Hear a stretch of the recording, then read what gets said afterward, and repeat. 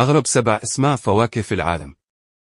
تعد الفواكه من أهم المصادر الغذائية، ومن خلال مجموعة الفيتامينات التي تحتويها نستطيع مقاومة العديد من الأمراض وتعزيز المناعة.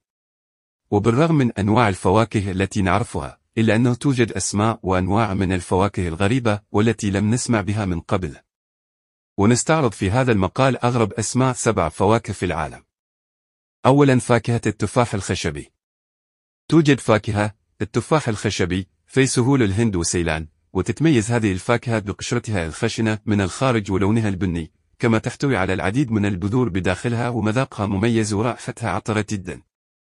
ثانيا، فاكهة كيوانو. تعتبر فاكهة الكيوانو أو الخيار المقرن الأفريقي من فصيلة البطيخ، لكن يأتي لونها أصفر من الخارج وأخضر من الداخل مع بذور تشبه بذور الخيار، بالإضافة إن طعمها الذي يشبه طعم الموز الغير ناضج. ثالثا، فاكهة كرمبولا. تنتمي فاكهة كرمبولا أو فاكهة النجمة إلى فصيلة الحمضيات، فهي غنية بالفيتامين ج، وتتميز بمذاق رائع جدا، وإن موطنها الأصلي هو جنوب شرق آسيا، لكنها تزرع أيضا في مصر. رابعا، فاكهة بندانوس. تحظى فاكهة البندانوس بشعبية كبيرة، وخاصة في جزيرة ميكرونيسيا، وهي غنية بالفيتامينات. خامسا، فاكهة يد بوذا.